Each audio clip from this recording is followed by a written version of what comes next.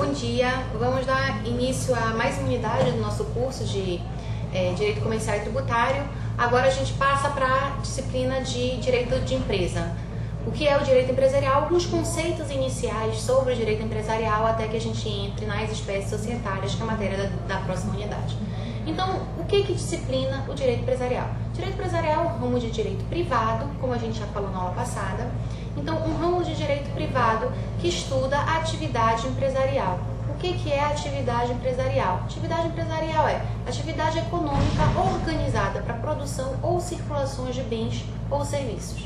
Então, tudo aquilo que disser respeito à atividade econômica que envolva circulação, produção de bens ou serviços é ramo de direito empresarial, é estudado pelo direito empresarial. Quais são as fontes do direito empresarial? Bom, no direito a gente costuma dividir as fontes em fontes diretas e fontes indiretas. Fontes é a origem da qual emana aquele direito. Fontes diretas, quais seriam as fontes diretas do direito empresarial? Fonte direta, principal de todas, Código Civil. Antes dele, lógico, a hierarquia, a Constituição. Abaixo da Constituição, a gente tem a principal fonte, que é o Código Civil. Antigamente, o direito empresarial ele era mais regulado pelo Código Comercial, mas a gente já falou na aula passada que o Código Comercial ele foi revogado, a primeira parte inteira do Código Comercial foi revogado pelo Código Civil. O Código Civil hoje apresenta um livro específico sobre lei de empresa.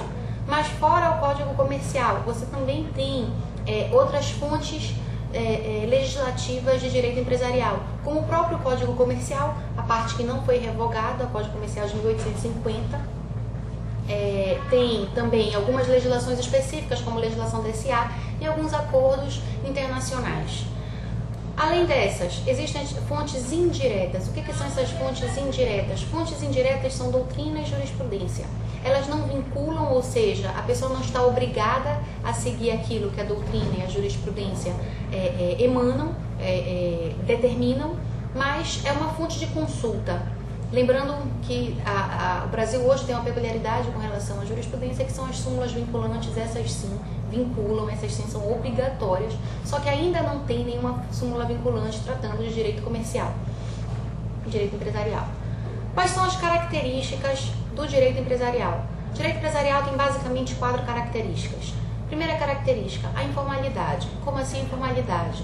Direito empresarial, se ele lida com a atividade econômica, ele não pode ser formal, ele não pode ter várias normas para dar uma burocracia maior para a atividade econômica, muito pelo contrário. Se a atividade econômica ela é circulação de riquezas, ela é circulação de bens, circulação de serviços, quanto mais célere for essa circulação, melhor para o desempenho da atividade econômica.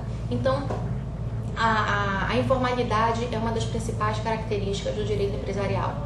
Fora a informalidade, a gente também tem como característica o cosmopolitismo. O que é isso?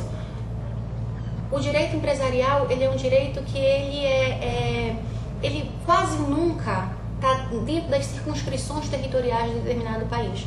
Muito pelo contrário, você tem comércio internacional, você tem normas internacionais de comércio, você tem organizações internacionais, OMC, de comércio, todos interferindo dentro dessa atividade econômica organizada para circulação e produção de bens e serviços. Onerosidade. Se é uma atividade econômica, então lógico que ela vai ser onerosa. Direito empresarial, ele não se preocupa com liberalidades, ele não se preocupa com doações.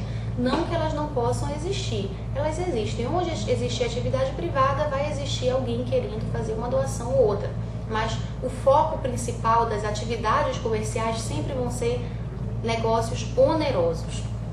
E o fragmentarismo, o que é esse caráter fragmentário do direito empresarial? Existem vários ramos no direito empresarial. Você estuda dentro do direito empresarial o direito intelectual, você estuda vários ramos, vários fragmentos dentro de um mesmo ramo maior, que é o direito empresarial. Então essas 4 características são as características principais desse ramo que é o direito empresarial.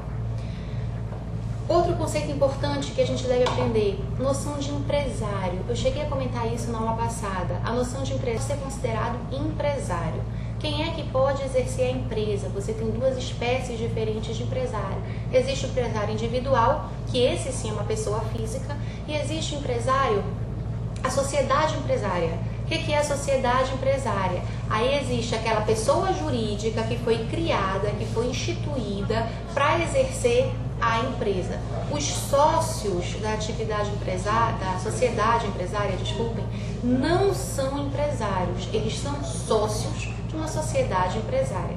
Quem é empresária é a sociedade. Então, vendo primeiro o empresário individual. Quem é que pode ser empresário individual? Normalmente, o empresário individual é aquele empresário que não tem negócios de grande porte. Os negócios do empresário individual são de pequeno porte. Até porque negócios de grande porte precisam de grandes capitais. Grandes capitais normalmente são injetados em sociedades e não na mão de uma pessoa só. Então, os empresários individuais, eles normalmente exercem atividades de pequeno porte. Quem pode ser empresário individual? Primeira coisa, artigo 4º do Código Civil, que fala dos relativamente incapazes, e o parágrafo único do artigo 5º do Código Civil, que fala dos emancipados, porque os emancipados têm capacidade civil plena, então eles podem ser empresários individuais.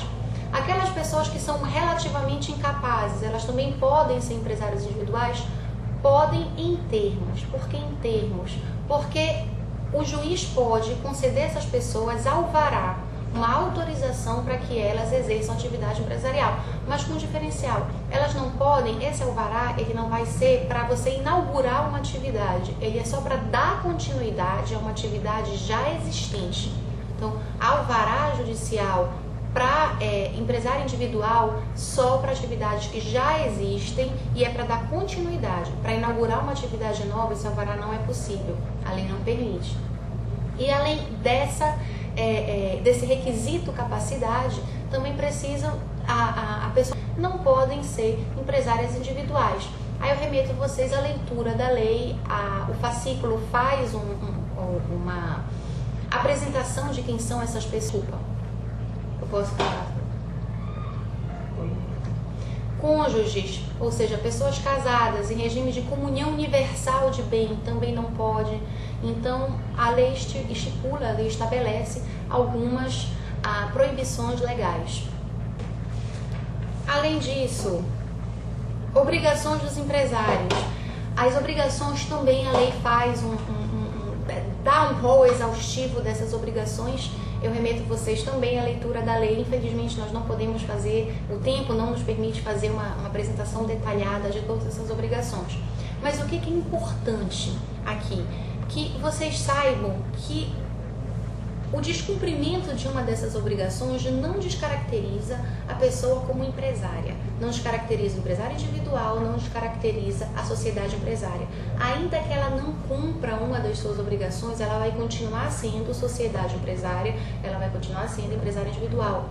O que acontece? Ela passa a ser uma sociedade regular, um empresário irregular.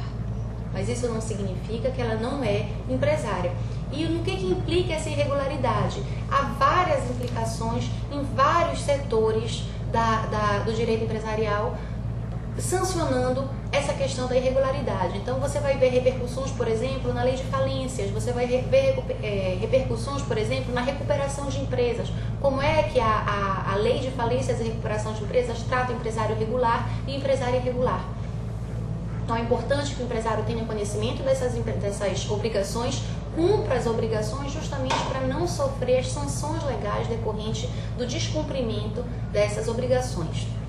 Além das obrigações, não é ponto comercial. Estabelecimento não é o local onde funciona a sociedade empresária. Estabelecimento é uma universalidade. É uma universalidade de todos os bens necessários àquela atividade econômica destinada e organizada para a circulação de bens ou serviços. Então, o estabelecimento empresarial é o conjunto de bens corpóreos, bens incorpóreos. Então, por exemplo, a marca faz parte do estabelecimento empresarial, o ponto comercial faz parte do estabelecimento, a tecnologia desenvolvida e utilizada por aquela empresa faz parte, todo esse conjunto de bens, sejam bens corpóreos e incorpóreos, necessários para aquela atividade econômica, transferido para uma outra pessoa. Esse é o 3 passos.